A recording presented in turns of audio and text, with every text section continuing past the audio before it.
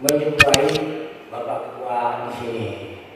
Jadi dengan sepenuhnya apa undang-undang itu mungkin tidak bisa saya.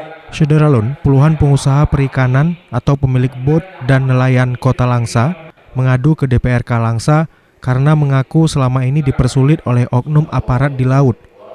Nelayan mengaku mereka diharuskan membayar denda atau di-86-kan dengan nominal uang Rp2 juta hingga Rp10 juta.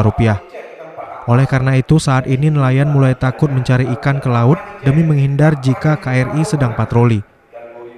Pantauan Serambi News, kedatangan puluhan pengusaha bot dan nelayan ini disambut Ketua DPRK Langsa, Zulkifli Latif, didampingi anggotanya. Menurut para nelayan, mereka beranggapan setelah perjanjian damai MOU Helsinki antara GAM dan RI, Aceh sekarang sudah aman. Tapi ternyata tidak. Sekarang ini suasana masa konflik di laut sudah mulai kembali terasa.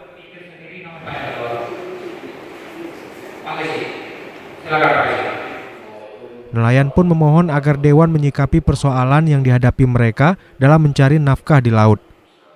Ketua DPRK Langsa Zulkifli Latif pun berjanji pihaknya akan mencatat semua persoalan yang diadukan para nelayan dan pengusaha bot ini untuk segera ditindaklanjuti. Dari Langsa, Zubir, Serambi On TV.